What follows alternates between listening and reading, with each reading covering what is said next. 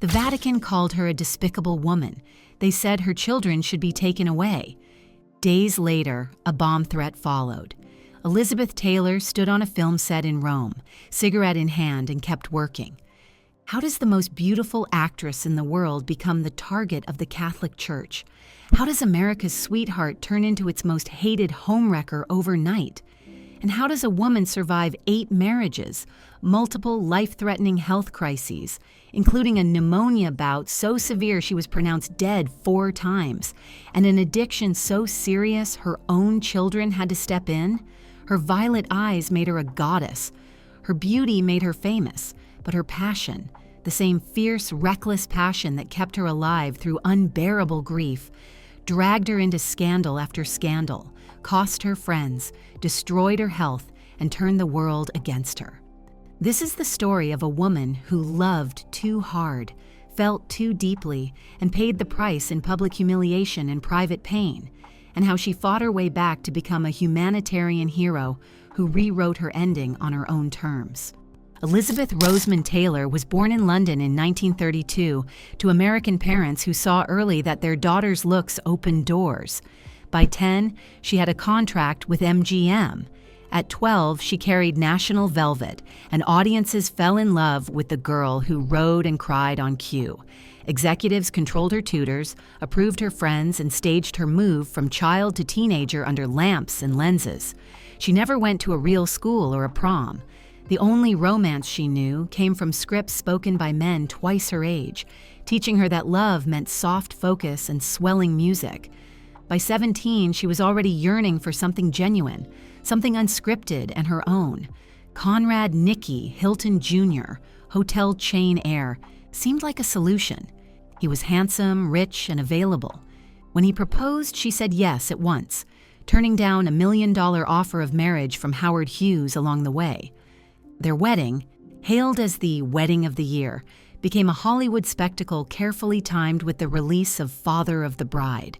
She was barely out of adolescence. The marriage lasted 8 months. Hilton was jealous and volatile. On their European honeymoon, he humiliated her in public. In private, the anger turned physical. He kicked her in the stomach during a fight, ending the pregnancy she wanted. Years later, she summed it up with bleak humor. The wedding was lovely, but then came disillusionment and also a couple of split lips. When she filed for divorce, she was only 20 but already understood that love could wound as easily as it could heal. She also learned that silence felt unbearable. The price of her studio-made childhood showed in small ways, the way applause felt like warmth, how quiet after a scene felt like abandonment. Surrounded by handlers and tutors, she had never been allowed to stumble through the awkward normalcy of youth. Movies had taught her that romance was performance, that devotion looked like possession, and that marriage promised safety. She entered adulthood mistaking ceremony for connection and attention for love. Michael Wilding, a gentle British actor 2 decades her senior, married Elizabeth in 1952. He gave her 2 sons and a brief season of calm. The headlines quieted. No scandals, no chaos, just a steady London routine that felt like recovery. As her career surged with Giant, the age gap and missing spark began to weigh on her. In her mid-20s, she grew restless. They parted on good terms. She even called it a friendly divorce. Wilding had been a safe harbor after Hilton. He could not be more than that. Mike Todd could.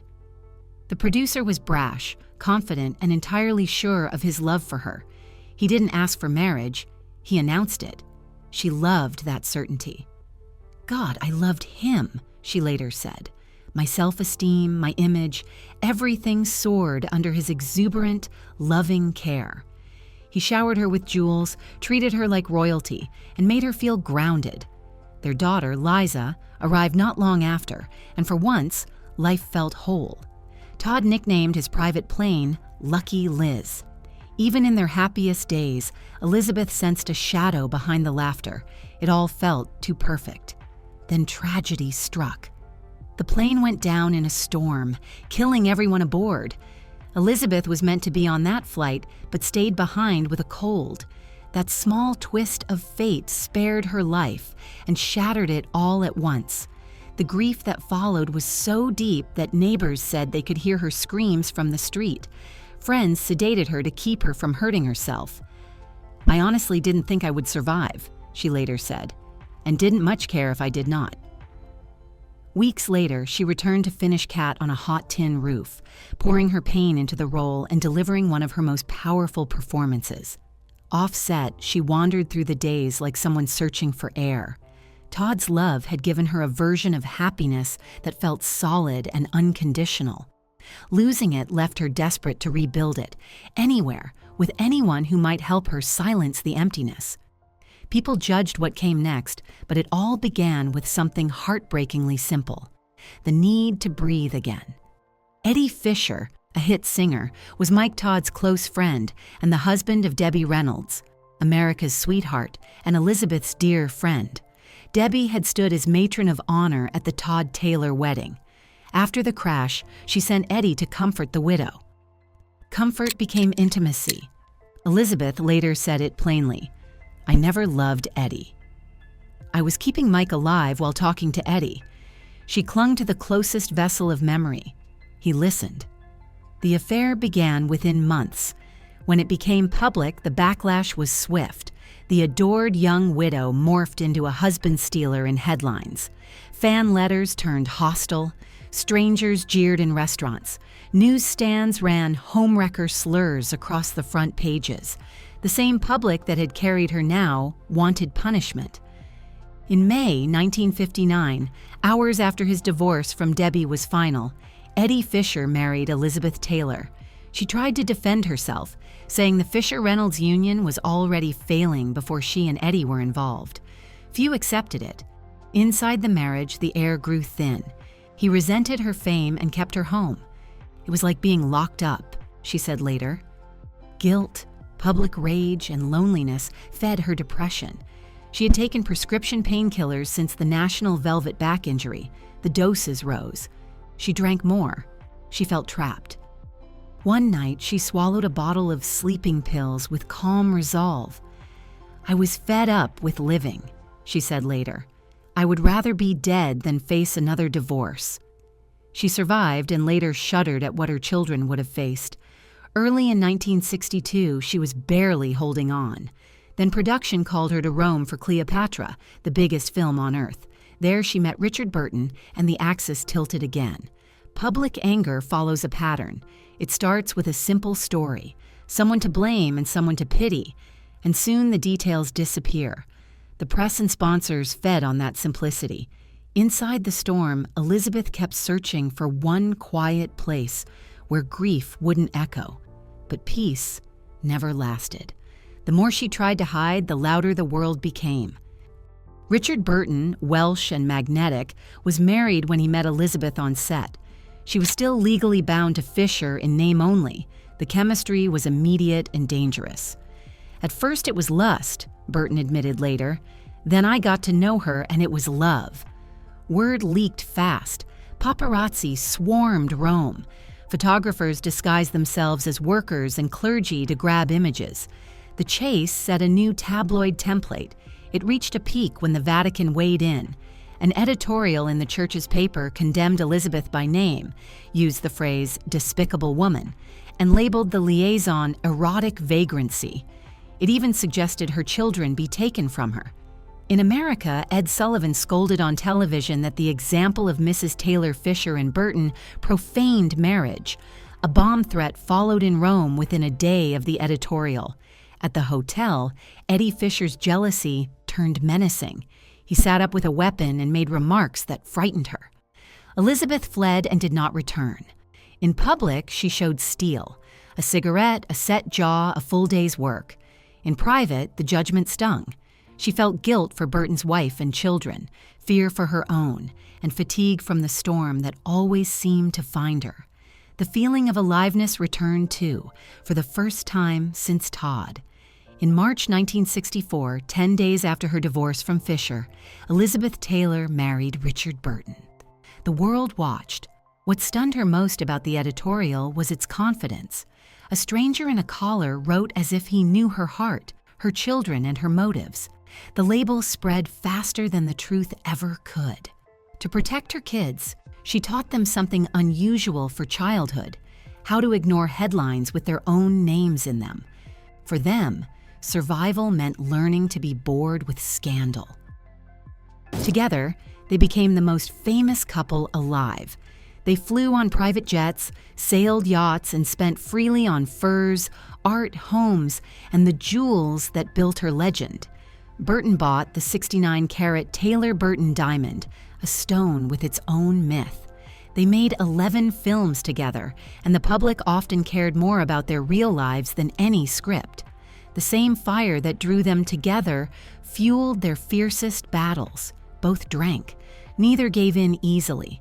Gossip columns nicknamed them the Battling Burtons, after their public fights and stormy reconciliations. During one dinner, she hurled a drink in his face. Affection could turn to fury in seconds.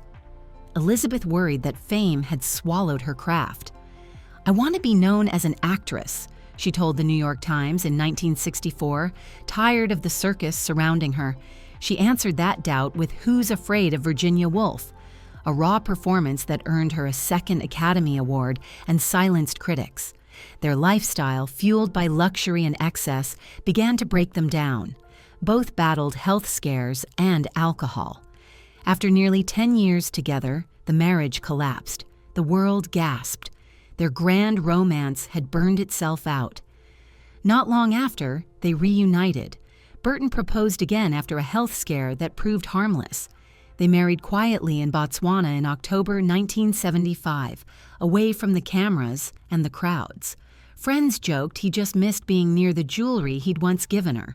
The second marriage couldn't hold. Familiar patterns returned, and it ended the following year. Still, Elizabeth carried no bitterness. "Even though there were rough times, I wouldn't give up 1 minute of my time with Richard," she said. She saw him as her soulmate. Before his death, Burton sent her a final letter saying he was happiest with her and wondered if they might have another chance. When he died, she mourned in private. She skipped the funeral to avoid spectacle, then quietly flew to his grave to say goodbye. The story of their love proves one truth about memory. We return to the places where we once felt whole, even when they're broken. They tried to rebuild, different vows, fewer witnesses, another setting, but inside, nothing had changed. Love between them remained real and fierce. It simply couldn't outlast the damage caused by pride, drink, and exhaustion. Elizabeth married Senator John Warner in the mid-70s, hoping for quiet, far from Hollywood noise. Life shifted to a Virginia farm filled with political events and expectations. "I was told to wear tweeds," she later joked. "I couldn't wear purple or Halston pantsuits. It was so boring. That's why I put on so much weight." Cut off from her familiar pace, she ate more, drank more, and leaned harder on painkillers. The lingering back injury from her youth, the toll of childbirth, and countless medical complications left her with constant pain that slowly turned into dependence. Over the years, she endured more than 30 surgeries and more than 100 hospital stays. From 1983 to 1988, doctors eventually wrote over 1,000 prescriptions for nearly 30 different substances. Her son Christopher remembered how alcohol and injectable pain medicine consumed her days. Once in a haze, she asked him to inject Demerol. When he refused, she quietly took the syringe and did it herself. The marriage to Warner faded. She refused to live out someone else's political life. When it ended, her family grew frightened. Her children and closest friends gathered in desperation and staged an intervention. At first, she fought them. Then something broke. Hearing how her choices hurt the people she loved most forced her to face what she'd become.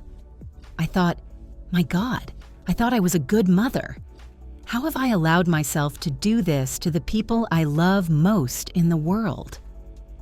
Soon after, Elizabeth checked herself into the Betty Ford Center, one of the first major stars to seek help in full public view. Gone were the gowns and diamonds.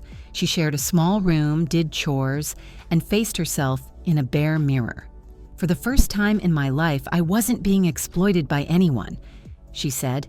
"I was being accepted for myself. I was forced to look at the truth of who I was." 7 weeks later, she walked out sober and determined to stay that way. She began speaking openly about recovery, hoping others would find the courage to do the same. Rehab stripped away the glamour. There were group check-ins, chores, harsh lights, and long hours of quiet. The hardest part came after detox, learning to live with grief without numbing it. She practiced saying her own name without the titles the world had pinned to it. And in that simplicity, she started to find herself again. Recovery wasn't simple.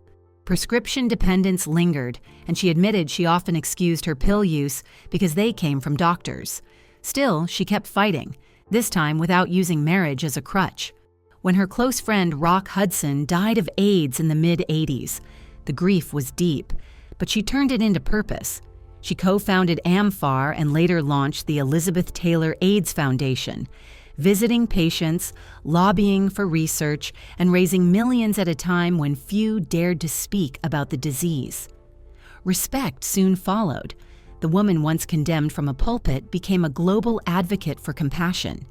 Years later, she received the Presidential Citizens Medal for her activism.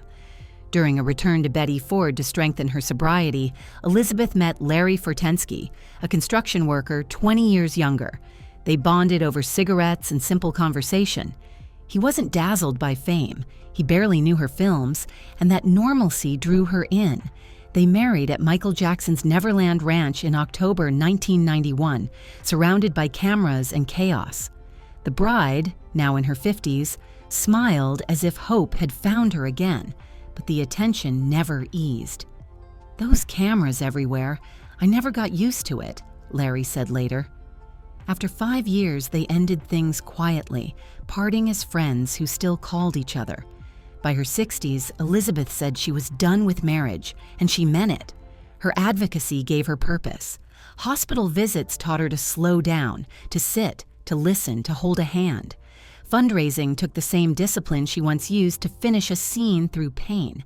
She treated it like a duty with real stakes because it was. The cause steadied her when the rest of life tilted, finally giving her a story she could write for herself. Elizabeth Taylor spent her later years in a body that demanded constant care. She broke her hip, survived the removal of a benign brain tumor, and later faced heart failure with the same defiance that had carried her through everything else. Even in a wheelchair, she appeared at events wrapped in jewels, a living reminder that she had outlasted the gossip. On March 23, 2011, at age 79, she passed away in Los Angeles, fashionably late to her own funeral, just as she planned. "I don't think we can plan on being rewarded or punished afterward," she once said. "We must pay on this earth. We must do our penance now." She did pay, for heartbreak, scandal, addiction, and illness. And yet she changed. The woman branded a sinner became a symbol of compassion. The actress, once controlled by studios and condemned for desire, spent her final decades on her own terms, purposeful and unafraid. What endures is more than the 8 marriages or the headlines. The films still captivate. The foundations still save lives. And her story proves what it takes to survive fame. Keep feeling, keep fighting, keep loving. Elizabeth Taylor lived through everything with a fierce heart. That force, painful, luminous, and unstoppable, is why she remains unforgettable. In the end, what she left behind is simple and rare. Grace under scrutiny, strength in chaos, and a belief that love, however bruising, is always worth it.